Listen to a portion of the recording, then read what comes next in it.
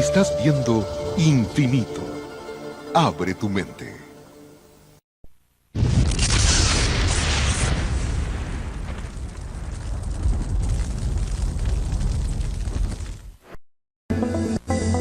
Pero ¿qué sucede cuando se formulan preguntas sobre muchas de nuestras creencias fundamentales? Un misterio que no tiene explicación.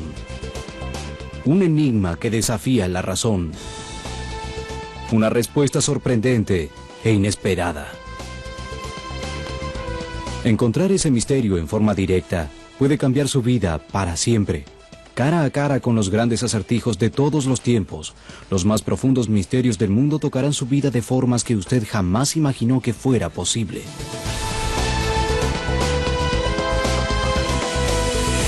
Encuentros con lo inexplicable. En nuestro programa trataremos de determinar si podemos comprender mejor a aquellos que realmente escribieron la obra en que tantos millones confían y atesoran, y si ese entendimiento puede modificar el modo en que vivimos para mejor. El término Biblia refiere a una colección de escrituras llamadas individualmente libros que son considerados sagrados por millones de personas en el mundo entero. Estos libros están investidos de una gran autoridad por quienes siguen sus preceptos, pero esa autoridad y la verdadera identidad de los autores individuales ha sido cuestionada por académicos y escépticos desde hace cientos de años, comenzando por la Torá o los primeros 5 libros de la Biblia. Aunque muchos autores disienten, judíos y cristianos generalmente aceptan que Moisés tuvo algo que ver con la escritura de la Torá. Pero ¿cuál fue exactamente ese papel?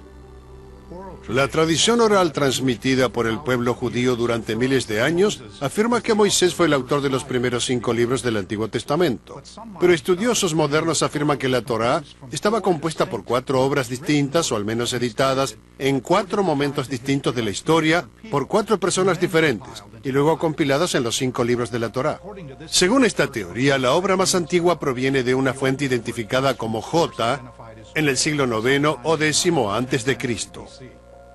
Esta designación se usa porque el nombre que este escritor utilizó para Dios era Yahvé, que en alemán comienza con la letra J. La segunda de las obras proviene del siglo VIII a.C., de una fuente denominada como E, y parece centrarse más en cuestiones religiosas y morales. Se la llamó así porque la palabra que utilizó este escritor para denominar a Dios fue Elohim. El tercer documento data del siglo VII a.C. y se lo consigna como la fuente de o deuteronómica y contiene códigos del Deuteronomio. El cuarto documento se denomina P por priest, sacerdote en inglés, ya que hace énfasis en las cuestiones rituales y data de los siglos VI a IV a.C. Esta parte de la obra parece estar más centrada con los rituales y cultos israelíes. Quienes adhieren a esta teoría creen que J escribió su historia del reino de Israel desde el punto de vista de un residente de Judá. Pero E vivía en la mitad norte del reino dividido y él escribió su perspectiva de las cosas desde ese lugar.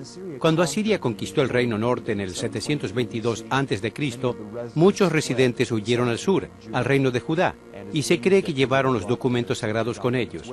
Posteriormente, J y E se combinaron en un solo documento. Una persona desconocida, a la que se denomina como R, combinó los 4 documentos de la Biblia hebrea. Y a esto agregó lo que se conoce como el libro del Deuteronomio, con lo que se completan los 5 libros de la Torá. Claro que este es el argumento de los académicos, pero ¿existen pruebas de que esto sucedió? ¿O son todas especulaciones? Hay material en la Torá, los 5 libros de Moisés escritos mucho tiempo después de que existiera Moisés.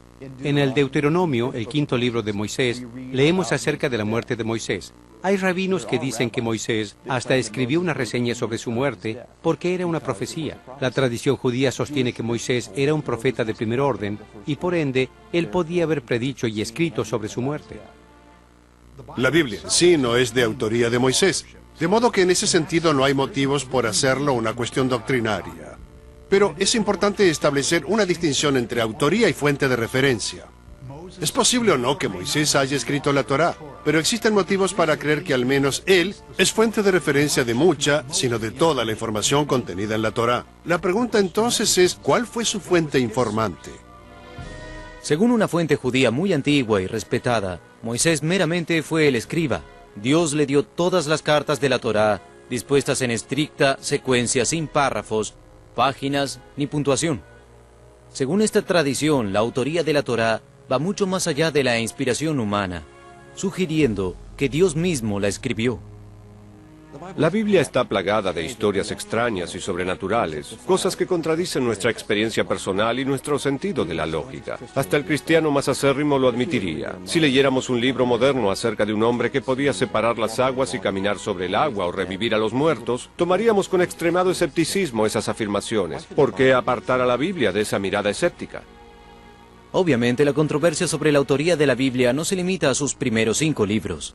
Virtualmente todos los libros fueron objeto de cuestionamientos en un momento u otro por escépticos y académicos, pero en los últimos tiempos, la ciencia moderna ha sido convocada cada vez más a menudo para apoyar uno u otro bando de la discusión.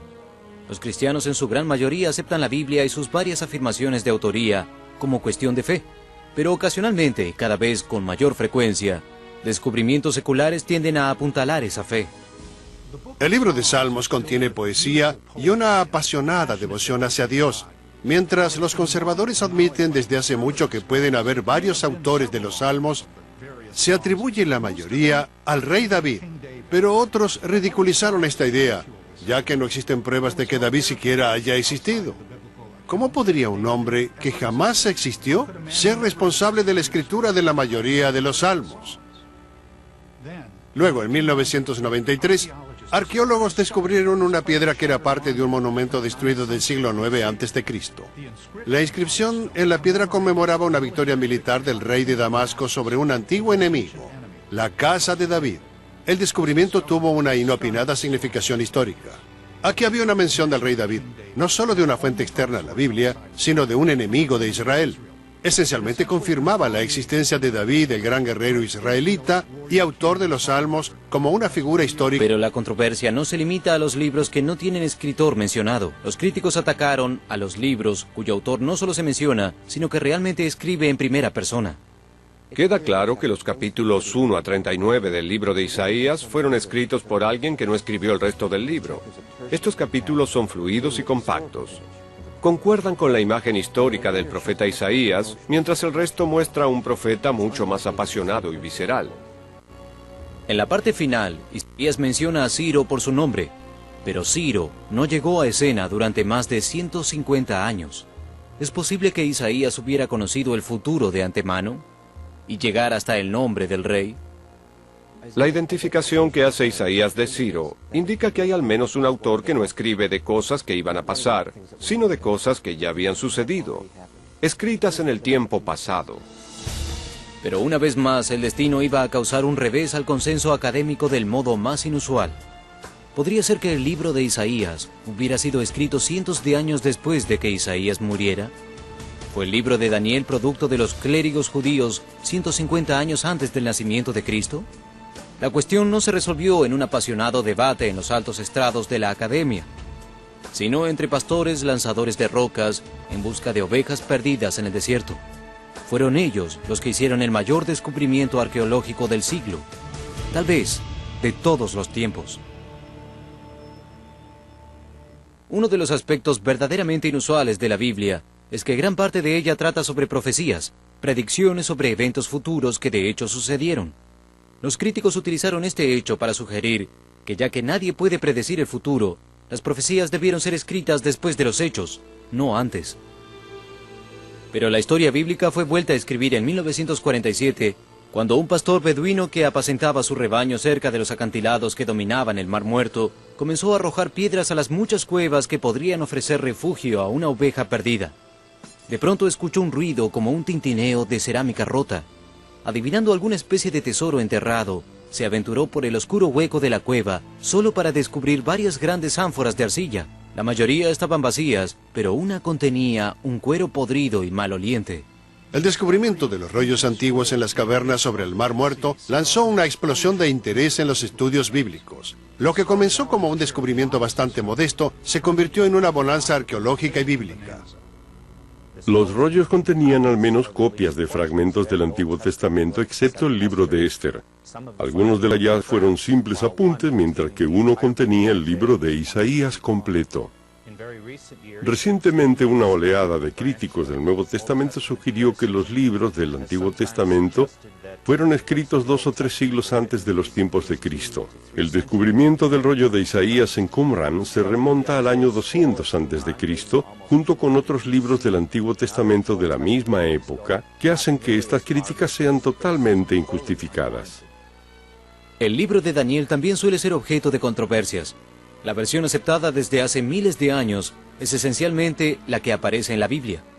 Daniel era un israelita en cautiverio en el reino de Babilonia, cerca del año 605 a.C., que escribió sus experiencias allí hasta el año 540 antes de nuestra era. Pero los críticos reprueban esa teoría por varios motivos. Durante un tiempo los estudiosos señalaron las incoherencias del libro de Daniel como señal de que el autor no tenía noción de cómo era la gente o los hechos del siglo VI. Daniel se refería a Belsasar como el último rey de Babilonia, cuando los registros históricos parecen indicar que Nabonido fue el último rey. Si Daniel fue el autor de este libro, él debería haber sabido quién era el rey de Babilonia.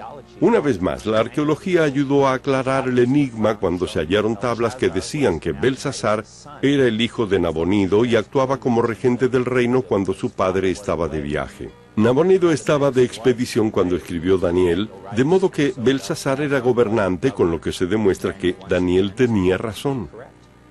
El libro de Daniel, sin duda, fue escrito por un autor anónimo en una fecha posterior a la que se cree. En primer lugar, el libro contiene palabras en griego o arameo, aunque la ocupación griega no tuvo lugar sino hasta 200 años después. Luego, Daniel se refiere a la clase sacerdotal de Babilonia como los caldeos, aun cuando el término no cobró sentido sino hasta mucho tiempo después.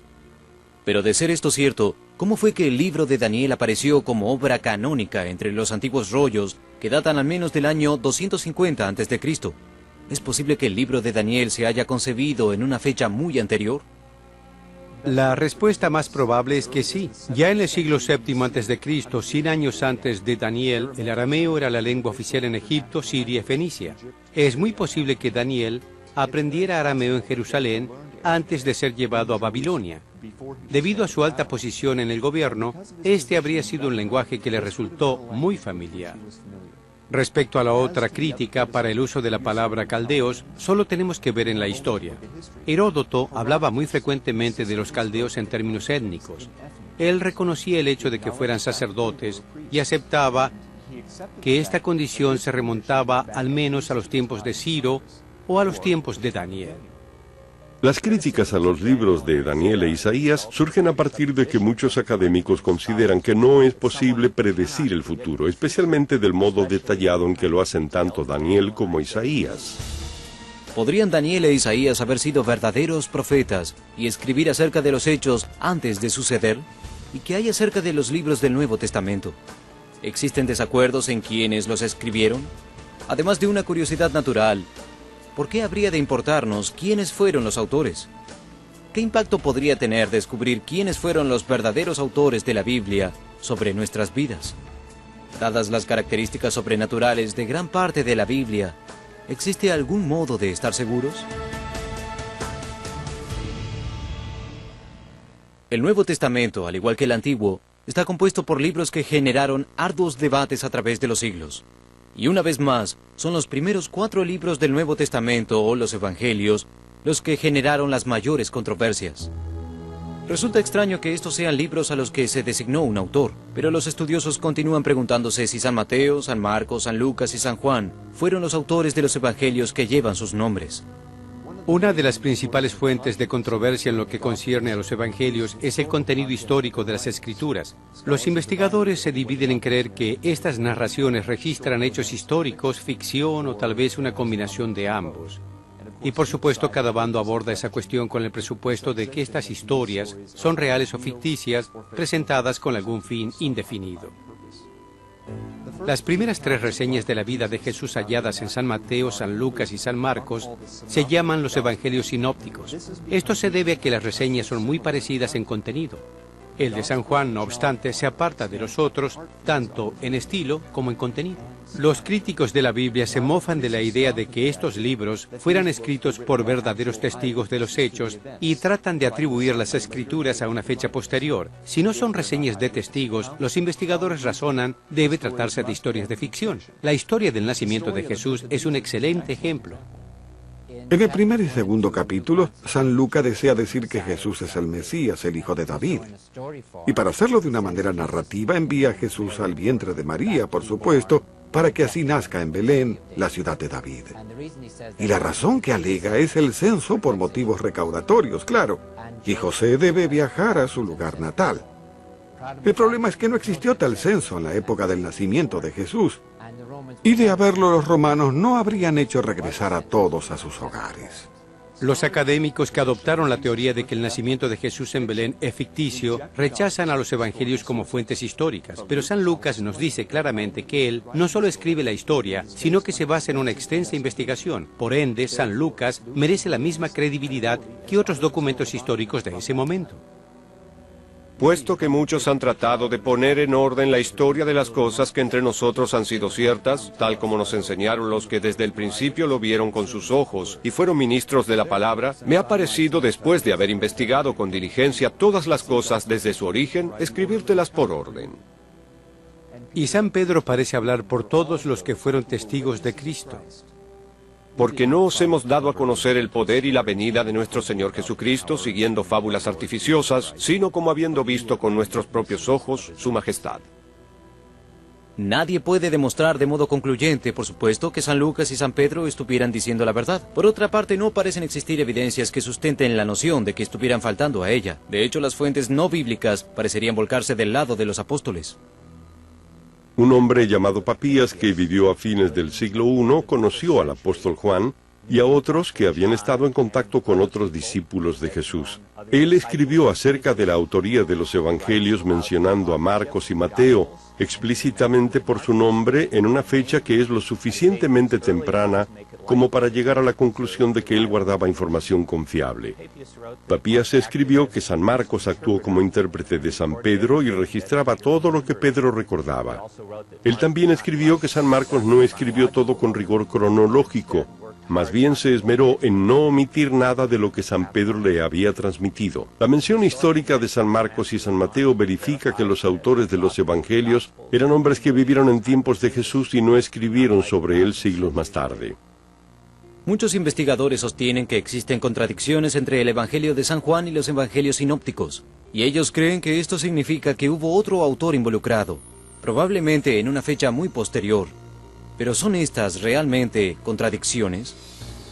Si fuéramos a preguntarles a 4 personas diferentes que estaban en las Torres Gemelas el 11 de septiembre de 2001 qué ocurrió allí, ninguna de las respuestas coincidiría. La historia básica sería sin dudas la misma, pero los detalles se basan en la perspectiva personal de cada persona. Eso no significa necesariamente que las versiones sean contradictorias, más bien que la descripción de cada persona se complementa a las demás y aportan una perspectiva más clara de toda la escena. Aparte de los 4 evangelios, suele aceptarse generalmente entre los académicos, tanto liberales como conservadores, que Pablo escribió casi la mitad del resto del Nuevo Testamento. De hecho, el único libro del Nuevo Testamento que no tiene una autoría concreta en los primeros tiempos de la Iglesia es la Carta a los Hebreos. La Iglesia, utilizando el término en general, enseña que toda la Biblia está inspirada por Dios y que en ese sentido, Él es el verdadero autor. ¿Por qué es una cuestión de importancia si un nombre está o no asociado a un libro particular? De hecho, existen varias razones. La identidad del autor de un libro puede brindar gran información a su significado y propósito. También la Biblia es un libro profundamente influyente y muchas personas quieren saber quién la escribió, aun si no suscribe a creencias judías o cristianas. Pero tal vez lo más importante sea que nos permita comprometernos con el texto de un modo más profundo y significativo. Millones de personas en todo el mundo aspiran a hacer eso con el apocalíptico libro de las revelaciones. El último libro de la Biblia es una descripción verbal de la destrucción apocalíptica, el juicio divino y el final de la historia humana. Estas imágenes de desolación han generado una cantidad de debate a través de los años. El estilo es distinto del resto de la Biblia, y es obvio que muchos se pregunten quién lo escribió. El libro mismo afirma estar escrito por Juan, pero la pregunta que generó controversias durante décadas es, ¿qué Juan? Algunos académicos conservadores creen que el autor es Juan, hijo de Zebedeo, el mismo Juan que fue discípulo de Jesús y cuya tradición dice que escribió el Evangelio según San Juan. Pero otros investigadores tienen la teoría de que el autor del libro de las Revelaciones es otra persona llamada Juan, al que se refieren como Juan el Revelador. La Biblia afirma que fue escrito por Juan. ¿Qué Juan? No especifica. Lo que la Biblia deja en claro es que ese Juan merecía recibir las mayores revelaciones de todos los tiempos. Los descubrimientos arqueológicos y científicos más modernos reafirman a la Biblia como un registro preciso de hechos históricos. Los antiguos textos descubiertos en el último medio siglo demuestran que ha permanecido inalterada a través de miles de años y cientos de traducciones. Pero ¿alcanza eso para establecer que sus autores recibieron inspiración divina? Lo que hace especial a la Biblia con respecto a otras religiones es la naturaleza profética del texto. Y la prueba de su valor profético está demostrada por el hecho de que las profecías bíblicas ocurren. Si eso es verdad, la autenticidad de la palabra escrita podría ser de importancia primordial para todos en estos tiempos convulsionados, ya que a pesar de la cantidad de profecías que nos dicen los expertos que se han cumplido, aún quedan muchas más predicciones inquietantes que restan por suceder. Y si los hombres que escribieron estas profecías son quienes dicen ser, queda mucho por aprender que podría tener un impacto directo en nuestras vidas. Quizás no sea posible demostrar de modo científico que Dios fue quien inspiró y guió a cada uno de los 40 autores representados en la Biblia. Pero podemos considerar las preguntas que se suscitan y decidir cuál es la respuesta que tiene la mayor probabilidad de ser verdadera. Después de todo, si las preguntas fueran fáciles, no habría necesidad de tener fe. Y les dejamos algo en qué pensar antes de nuestro próximo encuentro con lo inexplicable.